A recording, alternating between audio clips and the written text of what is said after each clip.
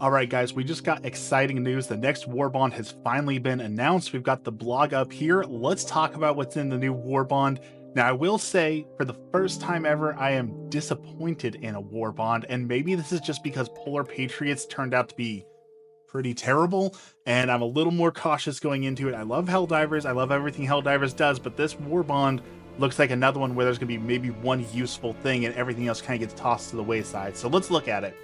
First, we have the Viper Commandos. They're bringing up the weapons.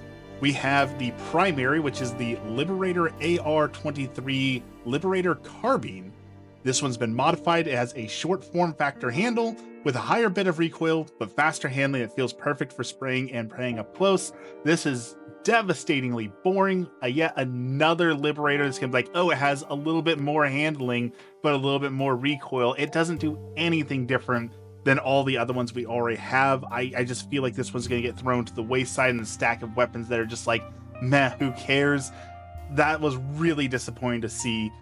They're putting it with the Bushwhacker, the SG-22 triple barrel sawed-off shotgun. It has two different firing modes, including one mode that fires all three barrels at once. And I'm guessing the other mode fires one shot at a time, meaning you can do 3 shots or 1 shot. My guess is that this is going to be absolutely useless. Like, you only switch to your secondary if you're completely out of ammo, in which case this doesn't have enough ammo to hold you over, or if there's a couple things that are too up close and personal for you to take out, in which case you could bring the Senator that has 6 shots and can take them out in 1 shot. So unless this thing does massive damage, excuse me, and I mean like enough damage to put down a Brood Commander in 1 or 2 shots, I just don't see this being useful at all. Armor I typically don't care about and don't talk about because it usually just has the same boring old passives that every other armor has.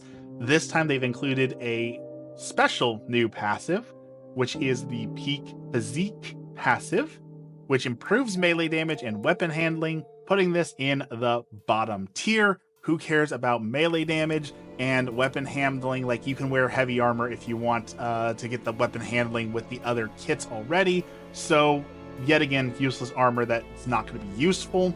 People are talking about, though, because it does have exposed arms, so you can see some tattoos and some bulging biceps, as well as randomized skin tones.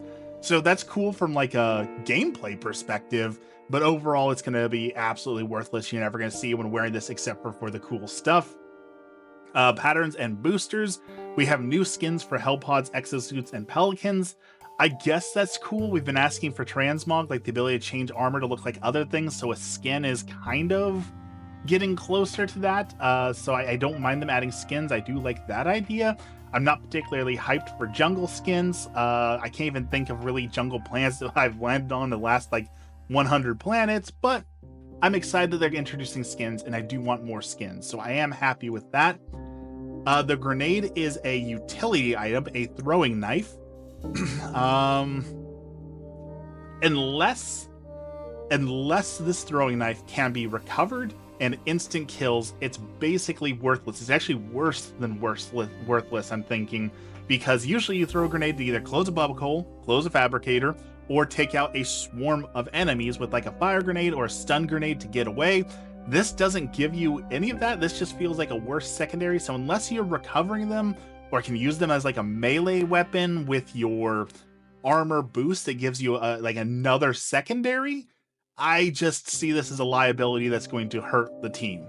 The armor looks really cool, though. I mean, the beret with the skull helmet, that looks pretty awesome.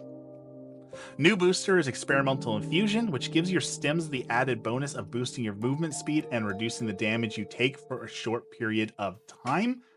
That one is really exciting to me, depending on what they mean by those. That might be a new mandatory booster. I use the stim armor, so I carry 6 stims. So having even more speed and reducing the damage I take definitely sounds good. But like with the stim armor, you're already practically invulnerable for the entire time that added bonus is going on, right? So if the lower damage is during that same window, then that means that passive is going to do absolutely nothing, which will just give you a small movement speed boost, which I just don't see being enough to take any of the other mandatory boosters like muscle enhancement, vitality enhancement, health spice, optimization.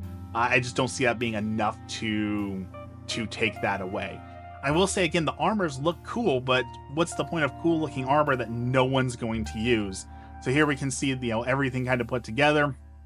We have the patterns. Those look great. There's the experimental infusion.